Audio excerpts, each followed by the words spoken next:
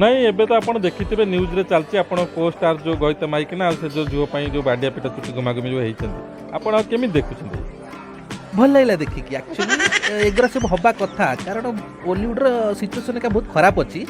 ଏମିତି ଗୋଟେ ଗୋଟେ ନ୍ୟୁଜ୍ ଭାଇରାଲ୍ ହେଲା ପରେ ଓଲିଉଡ଼ରେ ଲୋକଙ୍କ ଦେଖିବା ପାଇଁ ଆଗ୍ରହ ବଢ଼ିବ। ମୁଁ ମାନେ କାହାକୁ କ'ଣ କହିବି, ମାନେ ମୋ ନିଜ ସ୍ତ୍ରୀ ସିଏ କହୁଛି ତମେ କୌଣସି ହିରୋଇନ୍ ସହିତ ଆକ୍ଟିଂ କରିବ ନାହିଁ, କିଛି କରିବ ନାହିଁ।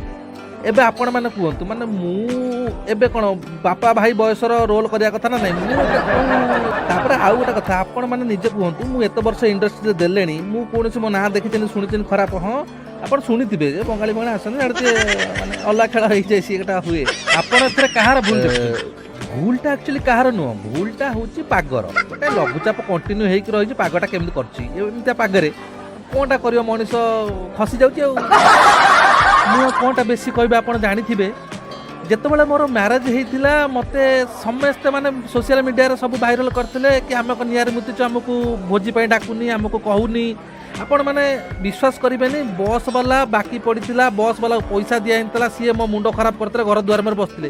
ତଥାପି ବି ମୁଁ ସ୍ୱୟଂ ସହାୟକ ଗୋଷ୍ଠୀରୁ ପଇସା ଉଠେଇଲି, ୟାଙ୍କ ପାଇଁ କର୍ଜ କରିକି ଭୋଜି ଦେଲି। କିନ୍ତୁ ଏ ଶଳାରା କେହି ଭଲ ଲୋକ ନୁହଁ। ସମସ୍ତଙ୍କ ପାଇଁ ମୁଁ କହିବି, କାହାକୁ ଛାଡ଼ିବିନି।